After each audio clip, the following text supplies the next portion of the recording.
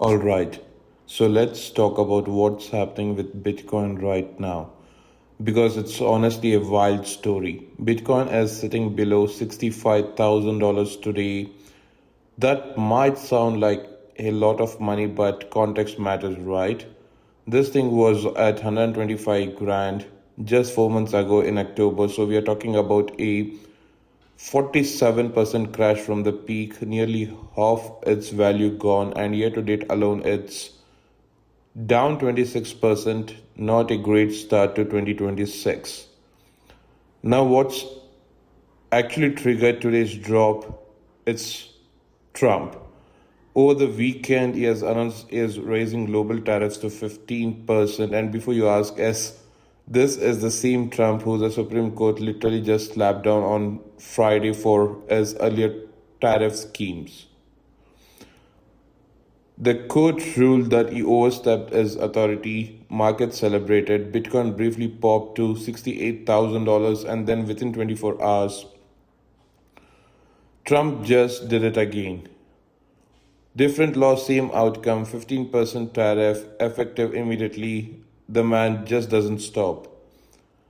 So, why does a trade tariff affect Bitcoin? That's the interesting question.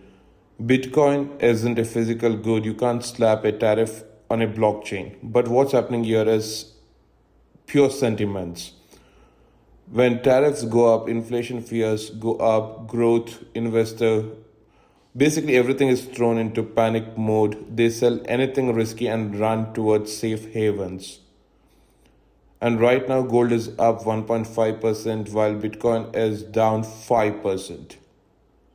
That's the opposite of what Bitcoin bulls have been preaching for years. The old digital gold narrative is getting seriously tested. One analyst put it well: Bitcoin is behaving less like a store of value, more like a high beta risk asset.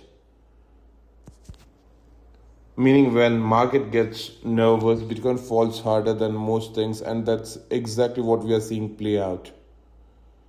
There are a few other things pulling on too. Institutional money is walking out the door. Nearly $3.8 billion has been pulled from Bitcoin ETFs over the last 5 weeks. BlackRock alone has seen over $2 billion in redemptions. That's not retail panic, that's the big boys quietly heading for the exit. And there is geopolitical angle as well. Trump is also signaling potential military action against Iran, which is adding another layer of uncertainty nobody wanted. Now the fear and greed index is sitting at 8 out of 100. That's extreme fear territory, and some analysts are calling for a drop towards $50,000 mark before any real bottom forms.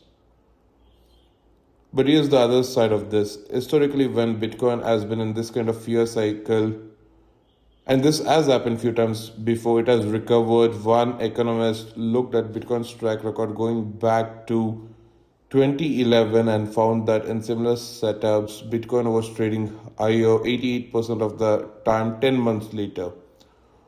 So if you're a long-term holder, the data is actually on your side, even if today feels terrible. The bottom line is this: Bitcoin is caught in the crossfire of Trump's trade war, institutional selling, and a market that's just exhausted from months of decline. The so-called crypto-friendly president narrative hasn't quite delivered yet.